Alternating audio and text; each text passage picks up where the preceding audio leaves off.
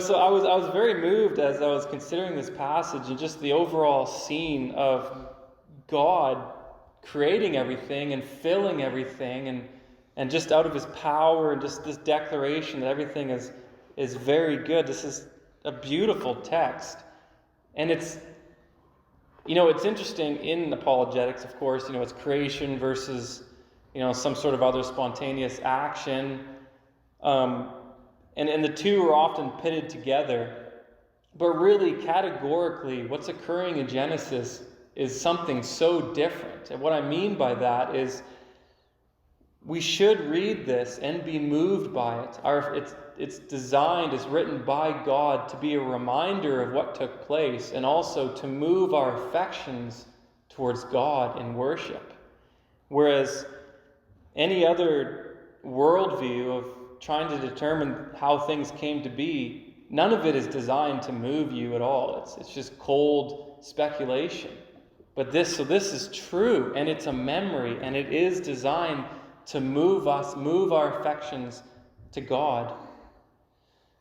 I think of, the most foundational verse in all of the Bible is the very first verse, which is that in the beginning, God created the heavens and the earth. That is the most foundational verse. It is the most foundational truth.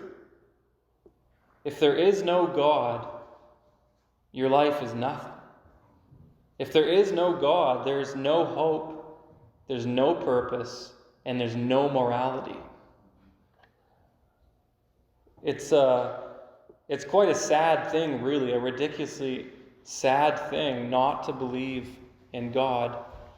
And I know that I'm not speaking to an audience of atheists, I'm speaking to Christians. But consider the contrast that we have a God, so we have hope. There is purpose. But our society is in a strange time now where it seems to be mainstream not to believe in God. It's mainstream to at least be utterly, it's always been the norm to be utterly complacent towards God and not to care about God. But it's mainstream even to the point of not to believe that God even exists. I see it all the time. You see it everywhere you look. And, I think this is largely owing to the last few hundred years of an undermining on foundational truths. I think of the Enlightenment. I don't like that it's called the Enlightenment. I would call it the darkening.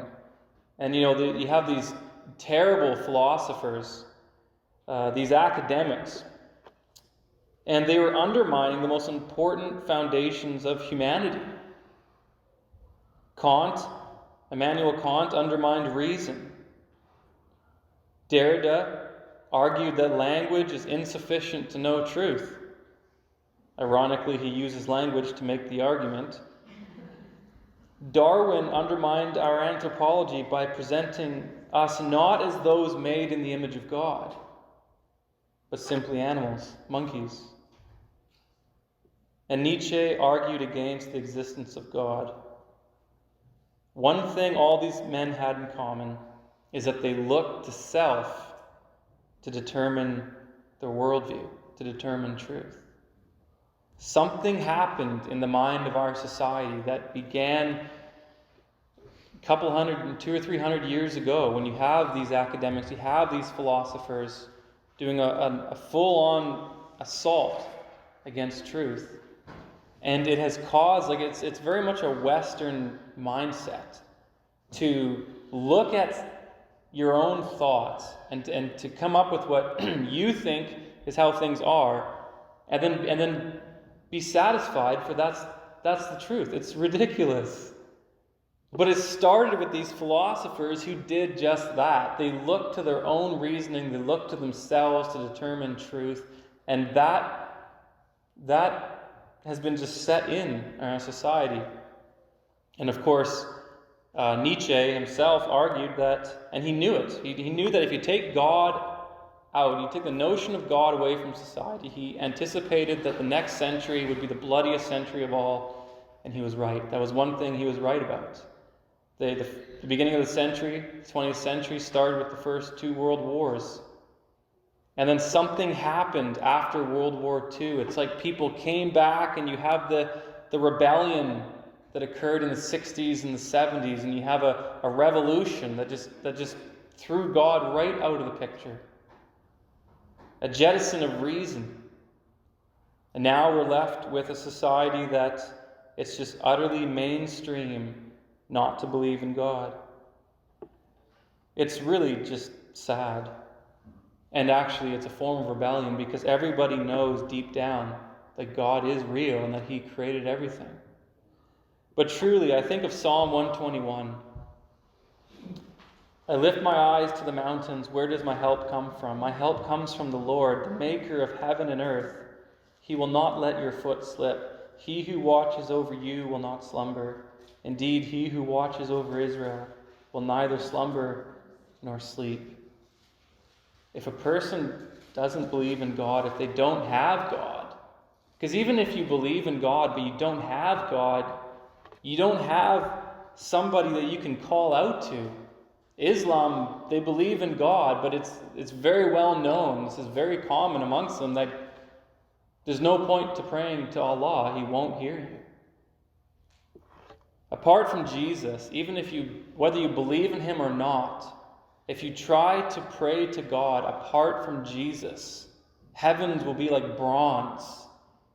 Just look at Islam. Prayers will not be heard. God will be silent because you're praying to the wrong God. But for those who have God, we have this incredible blessing that we have somebody that we can lift our eyes to and hope in and pray to. Those who reject God in their mind, they have no one to call out to in times of need. No God to believe in or hope in. Not to have God is to be cut off from love, glory, joy, hope. For those who understand how amazing God is, well, He's the color of my life. He is the source of joy. His love is better than life. If you do not have God, then you are truly alone in the world, alone in the universe. Ephesians 2:12 says, speaking of those who do not have Christ, without hope and without God in the world. It is astounding that most people would rather death be their final destination, just so they can continue in sin for the very few short years they have on this planet. They would rather believe there is no God than to seek Him and bring their mortality to Him. The Lord offers mercy, salvation, life eternal, if you'd only acknowledge your guilt and turn to Him. We are made to love God and to enjoy Him. It's what we're meant for. And His presence is so much sweeter than sin. Without God, you cannot know true beauty and true love.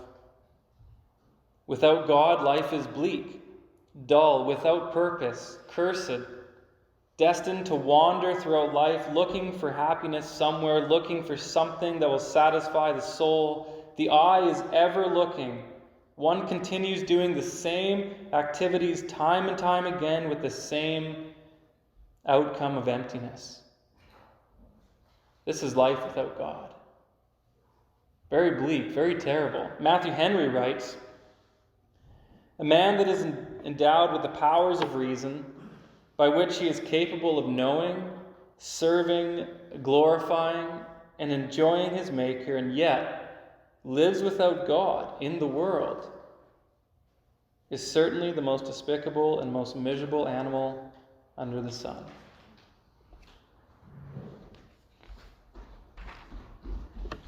There's no hope, there is no purpose without God, and there is no morality. No morality. Morality does not exist if there is no God. Morality, the definition of morality, it has to be objective. And if it is objective, then God exists. If God does not exist, then there would be no such thing as morality. One might suggest that people determine morality, but then it would be subjective, which leads to the non-existence of morality. Objectivity is intrinsic to morality and obviously necessary for it to even exist. Allow me to explain. I'm using some philosophical terms, if you haven't noticed, but I'm going to explain this.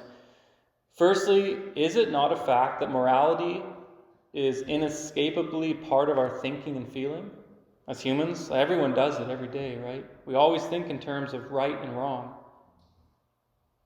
There are some obvious ones like stealing and murder. Obviously, pretty much nobody would say that those things are fine to do. If morality was subjective, and what I mean by subjective, that is that you determine morality. Objective is that morality is something that's outside of ourselves. You're pointing to something that's true, regardless of what your opinion is. So that's the question, is morality objective or subjective? Well, it has to be objective, and we treat it like it's objective.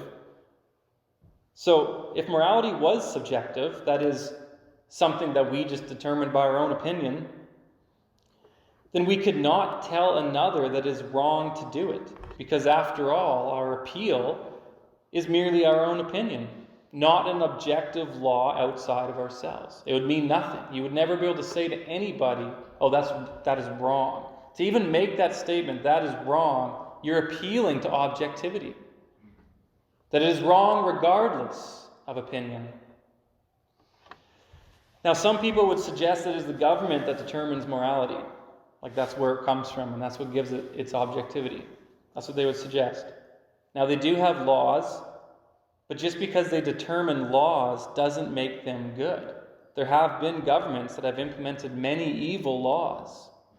Just consider the Nazis or China or Canada. Some would suggest it is the collective of the masses that determines morality. Yet there's been many times when masses have been totally wrong, and different societies have morals that are in opposition. One group of masses might say this is wrong, and the other one might say there might be in total opposition, complete contradiction.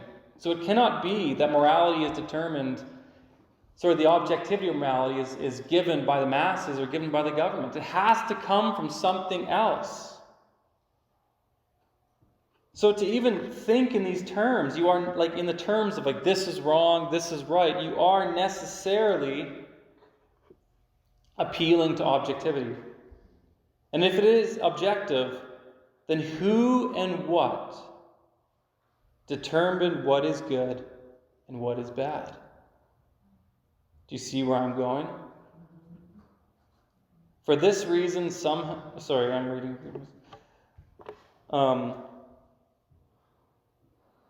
For this reason, some have suggested that there really isn't morality, like some just terrible philosophers, because they are smart enough to see where objective morality leads to, namely the existence of God.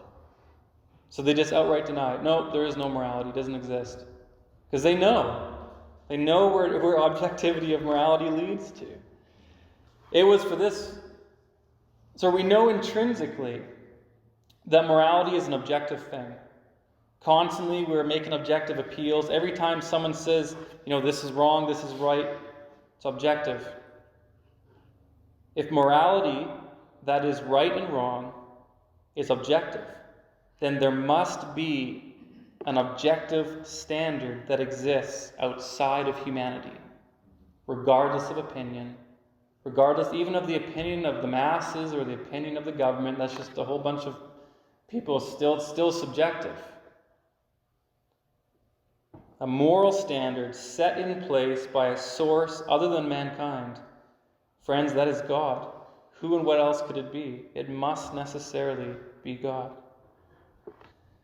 I find it interesting that people will try to use morality as a means by which they argue that God does not exist. I had a friend at Briarcrest who we were both freshmen together. He was in a lot of leadership, and in the fourth year, in the final month, in his last year, he abandoned his faith and became an atheist. And he produced a YouTube video explaining his deconversion, and I watched it, and I wrote him a paper in response to it, and he he did the same thing that so many people do. That is, his thesis, what he's about to prove, so he says that God does not exist. That's his thesis. That's an ontological statement, right? The study of being. That's categorically, that's an ontological statement. And in logic, your argument, your body needs to be in the same category as your thesis, right? So if you're going to make an ontological statement, something like God does not exist, you need to have ontological reasons for why he would not exist. But no, he does the classic thing that everybody does. It's a categorical error. Their thesis is in the realm of ontology, in the category of ontology, say God does not exist, but then they use a whole different category to try to argue he doesn't exist, which is morality. Basically, his whole argument was that God doesn't exist because God is bad. He gave all these different reasons for why he thought that God was bad. That's a categorical error. It doesn't work. Even if it's true, you haven't talked anything about the reasons why he should not exist. All you're left with is a bad God. So it's ridiculous and utterly sad. Enough about that, though. I want us to consider God, really, and consider what's occurring here in this passage and how incredible it is that God came here to this little earth, and it says that it was formless and void, and there was no land. It was just covered in water, and water in the ancient Near East, it represents chaos. It's just these elemental things that exist, and he came here, he created it ex nihilo, and then he began forming it. He began, and his spirit was there. He was here personally. And he began creating everything. First, he creates the earth and the elements out of nothing.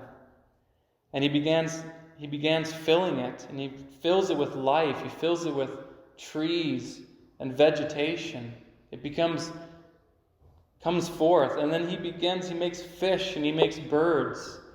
And it says that the birds and the fish came out of the water. And of the beasts of the earth, that the beasts came from the earth. The earth would give forth these beasts, which is very interesting. And even man, he formed us out of the earth, out of dirt. So the fish and the birds come out of the water, and the beasts and the creepy crawling things, and even our bodies come from the dirt, which is, I think, really significant and important, because it means that the elements that were found just in the earth and in the water he's using the same material, but obviously it's much more complicated. But the implication is, it's so amazing, is that our sustenance can then come from these things. Our sustenance. So he didn't make us with material that was other, that came from something else from the earth or from the water.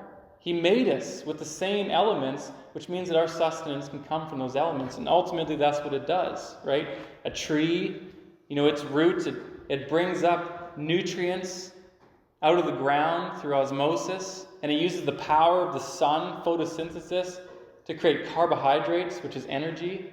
And then we eat the plant, we eat the fruit, and the animals do, and that's how we get our nourishment. And ultimately, it comes from trees doing that, pulling up nutrients out of the earth. And so our bodies and the animals' bodies can be replenished by these things.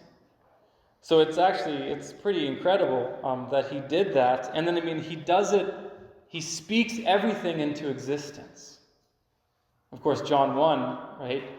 The Word was with God, and the Word was God in the beginning. This is absolutely pointing us to Genesis. Here we have God speaking everything into existence. And we know that everything is made through Jesus. And the proof that it's in our DNA. Like, God spoke animals into existence. And then you have a little scroll within them with words, which is your DNA, telling how your body should be composed. And it's the instructions for your cells. The very word is still there inside of them. So God is making all these things, and it's perfect. It's beautiful. It's paradise. And he's making this declaration over it. This is good.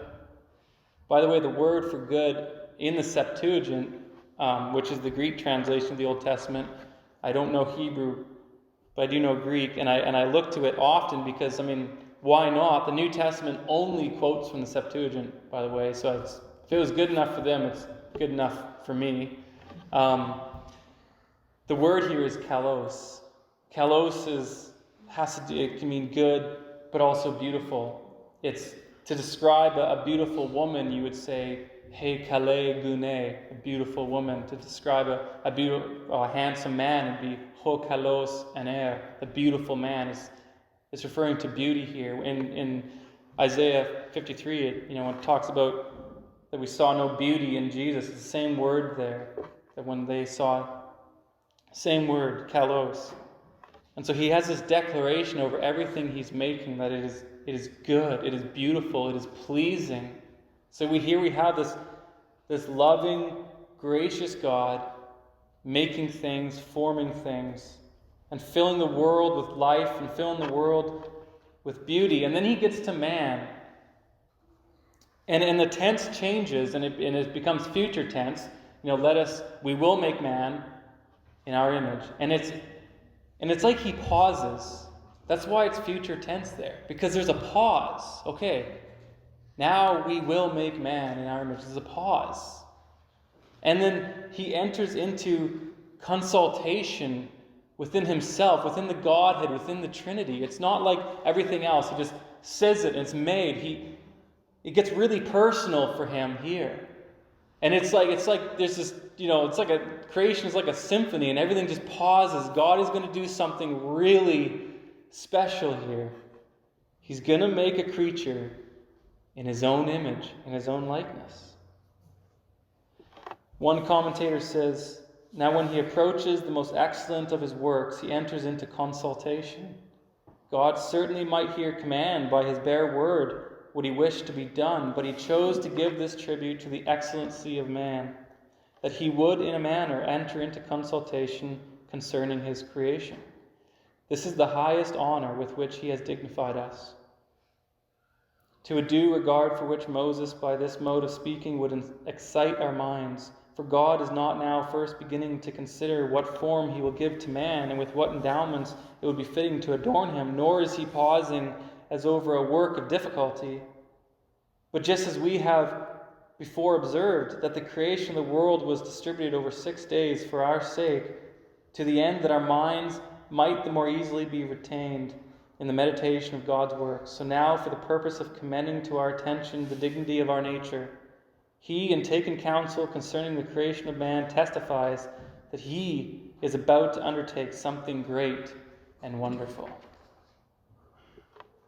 And he makes man, male and female, in the image of God.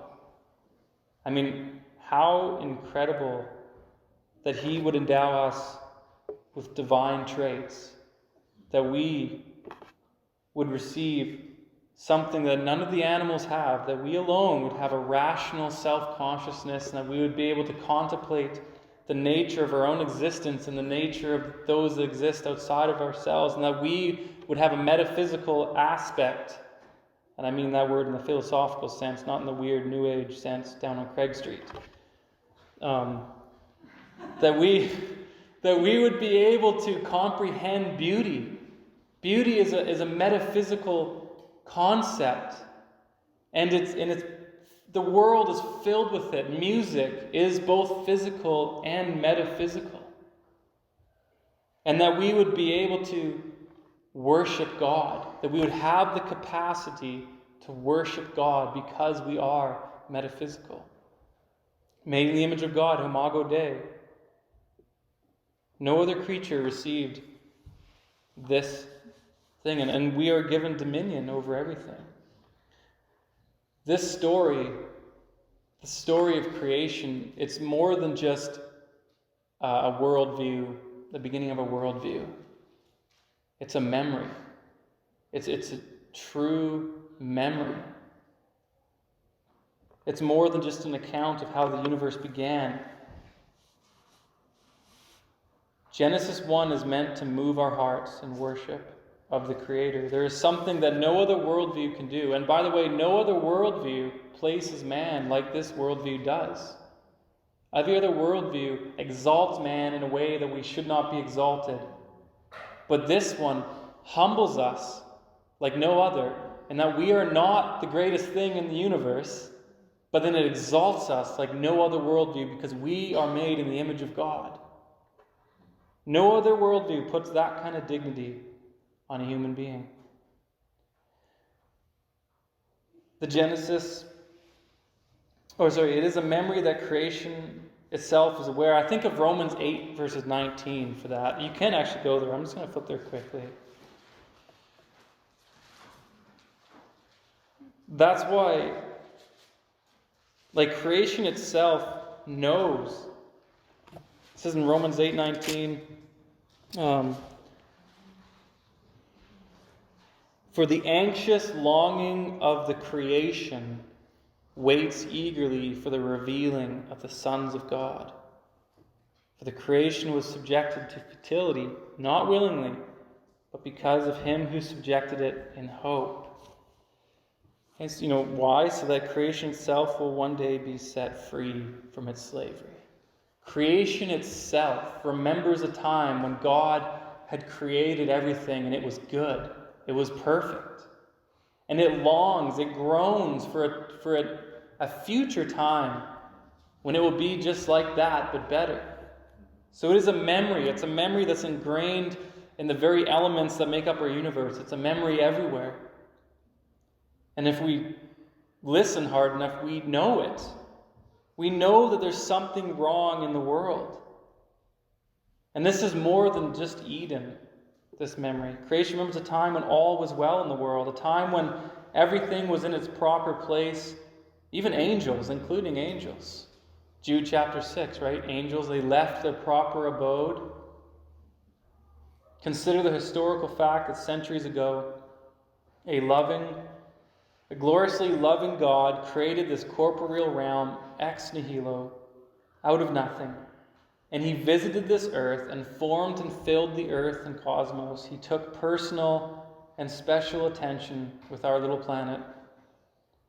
So many celestial bodies out there, so many planets, but none mark the fingerprints of God like ours.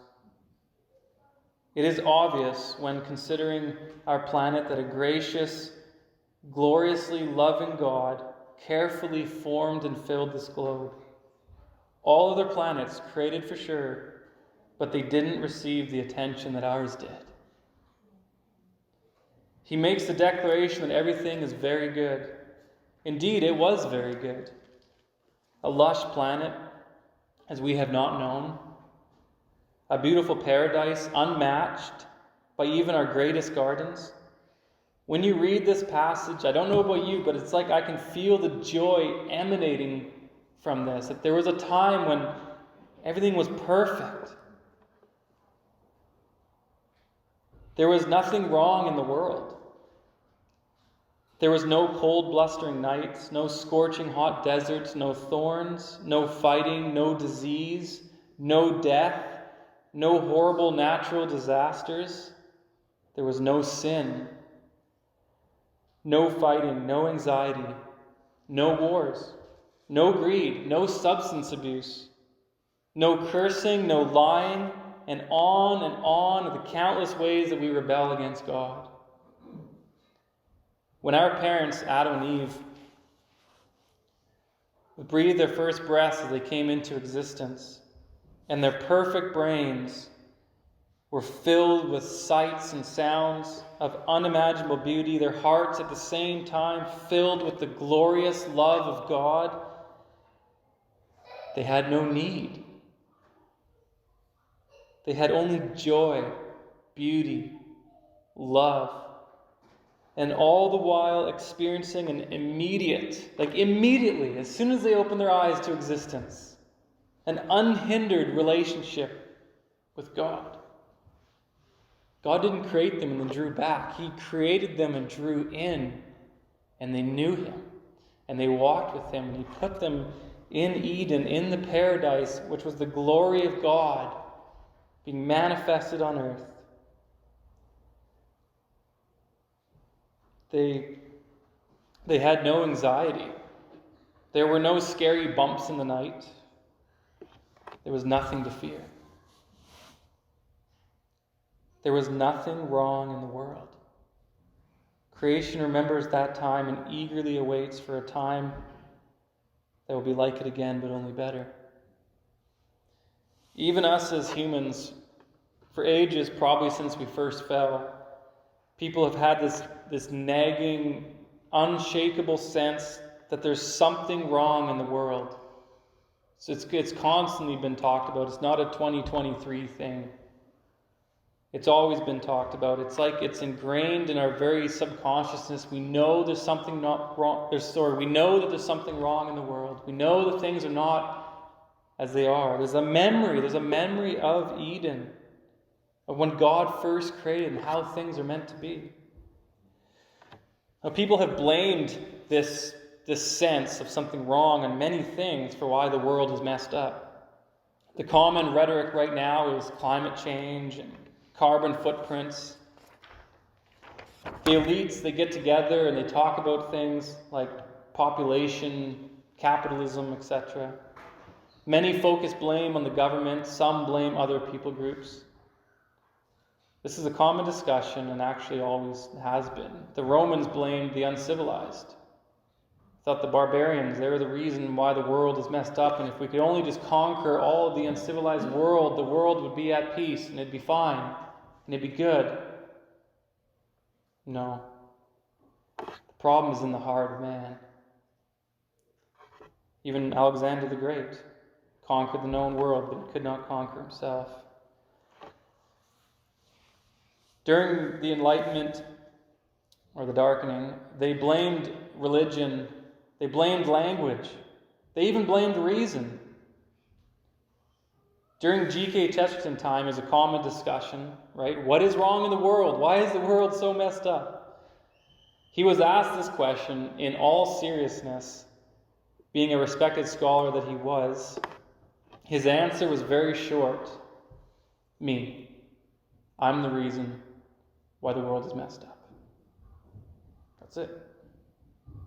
You want to know what is wrong with the world? Why do we have this unshakable sense that things are not as they are, they're not as they are meant to be? It is because of me, and it is because of you, and it is because of everyone. It is sin. We have all contributed in making this world a worse place. It is because of human sin that paradise was lost, and now it is a distant memory. But there's also hope. There was one who came into the world, a man no doubt, and for the first time in history, a man lived a life that did not in any way make this world a worse place. For the first time, someone actually made this world a better place. For the first time, a man lived a life never sinning, never even having a hint of lust or greed or covetousness in his heart. His mouth entertained no gossip, and he never complained.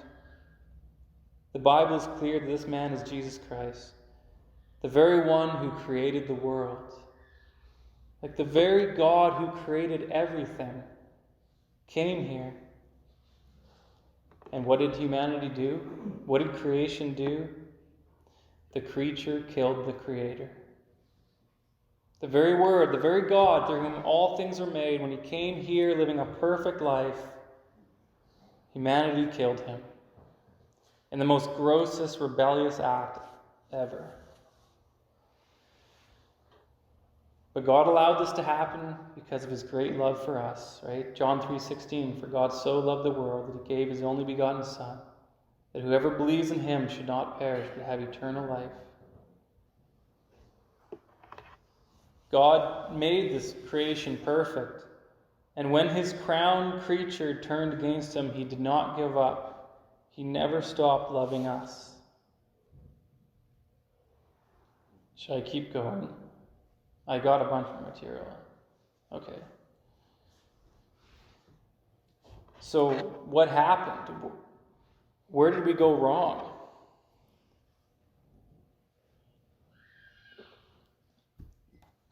The answer is in Genesis 3, of course. So God puts man, everything is perfect. There is no need, there is no fear, there is no anxiety, only joy, only love.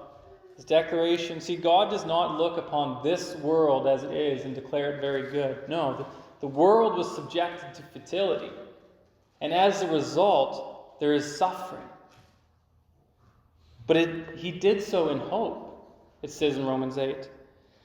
But why did he do it? Why did God subject the world to futility? Why did he allow there to be suffering and disease and death and thorns? Genesis 3. Now the serpent was more crafty than any beast of the field which the Lord God had made. And he said to the woman, Indeed, has God said, You shall not eat from any tree of the garden? The woman said to the serpent, From the fruit of the trees of the garden we may eat, but from the fruit of the tree which is in the middle of the garden, God has said, You shall not eat from it or touch it, or you will die. The serpent said to the woman, You surely will not die, for God knows that in that day you eat from it, your eyes will be opened, and you will be like God, knowing good and evil. There's the temptation, to be like God. The irony is that they were like God in the sense that they were made in the likeness of God. But they wanted to be like God in a way that we are never meant to be. God alone determines morality. But they wanted to be like God in order to determine for themselves what is good and what is evil. God alone determines that, and God is one who sets that objective standard, not us. So that's the temptation. When the woman saw that the tree was good for food, and that it was a delight to the eyes, and that the tree was desirable to make one wise, she took from its fruit and ate. She gave also to her husband with her, and he ate. Then the eyes of both of them were opened. And they knew that they were naked, and they sewed fig leaves together and made themselves loin coverings. And they heard the sound of the Lord God walking in the garden in the cool of the day. And the man and his wife hid themselves from the presence of God. They had, up to this point, enjoyed unhindered relationship with God. And for the first time, when God approaches them, they ran from him. They ran and they hid. They see, eating a fruit, and God says don't eat it, that is bad, but this tree is a particular tree of good and evil, the knowledge of good and evil. So what that means is that to have the knowledge of good and evil is that you autonomously, you determine for yourself what is good and what is evil.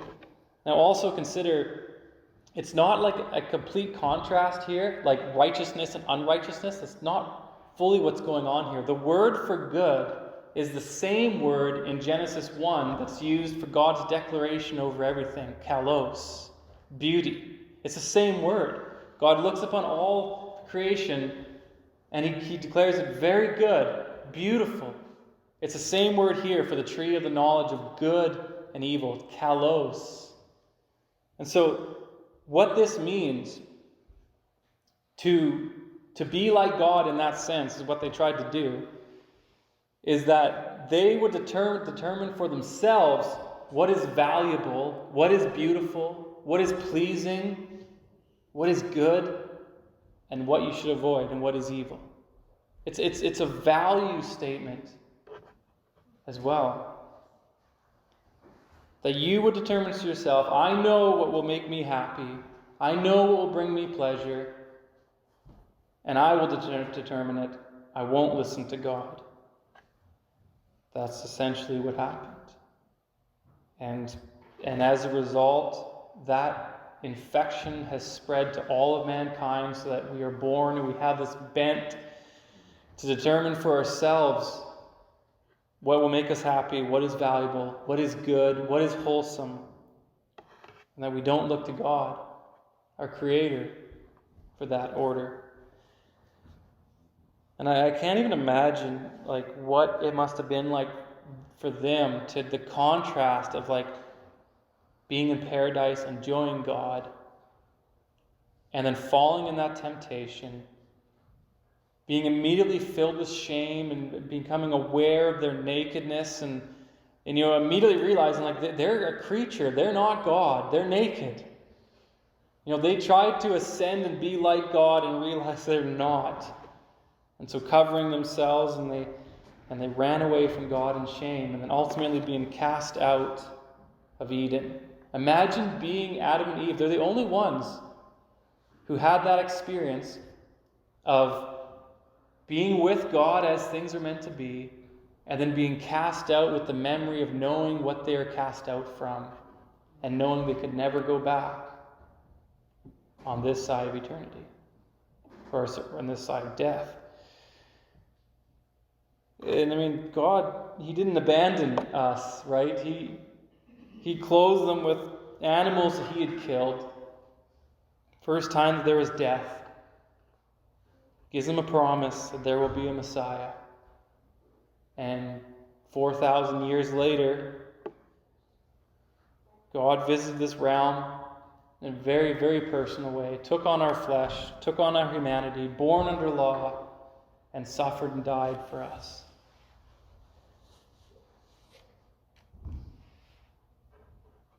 So for us, I think I'm thinking of a couple different reasons. This is me wrapping it up now.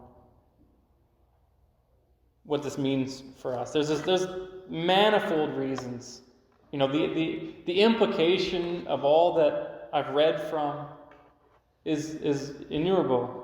But there's two that I've been thinking about, and that's been on my mind as I've been thinking of just the application. I don't like that word. But, well, first of all, it means that there's no reason to complain. There's no reason to complain, really. Lamentations 3:39, in light of our sins, how can we really complain? We deserve far worse. We really do. If something bad happens to us, we deserve far worse. We cannot complain if there's suffering. It's also very normal that there's suffering. The creation, Romans 8, creation was subjected to futility, and as a result, there is suffering. So it's not like if we go through suffering and we go through hard times, we're not alone. It's not like something abnormal is happening to us. What's happening to us is it's parallel with what's happening to all of creation, is groaning and suffering. This suffering will come to an end. And so we can't complain. We can't go to God and raise complaints. We're going to a God. If we bring our scars to Him, He's standing there with His own scars. And He has nail-scarred wrists. And He suffered more than any of us could ever suffer. More than any human could ever suffer.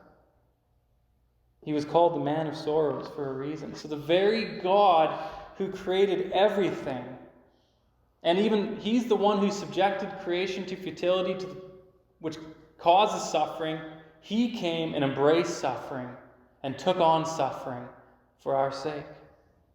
So we really cannot bring our complaints to Him. We deserve far worse, and He suffered way more than us. The other response is hope. Response is hope. Creation was subjected to futility in Romans chapter 8. Why? In hope. Job's response to suffering in 13:15, Job is, though He slay me, I will yet hope in Him. That's the correct response. To be in this side of eternity when things are not as they ought, things are not right, There is suffering. There is sin. There's natural disasters. There's disease. There's death. There's pain. And many horrible things that we can experience. The response is hope. Always hope. To hope in God. To look to Him. Knowing that He will make everything right. Assuredly as He created the world, He will renew and make a whole new earth. And there will be no suffering. And there will be no pain. Again, I think of Habakkuk. And the response is always hope. There's really actually only two responses. You can either be like Job's wife and curse God and die and just embrace emptiness and embrace a bleak existence, a life without God, misery, sin, and ultimately judgment. Or you hope. You hope against hope.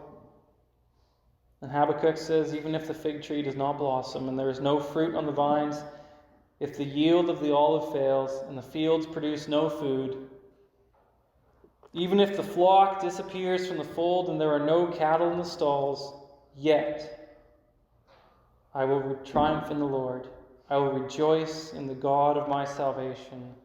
The Lord God is my strength.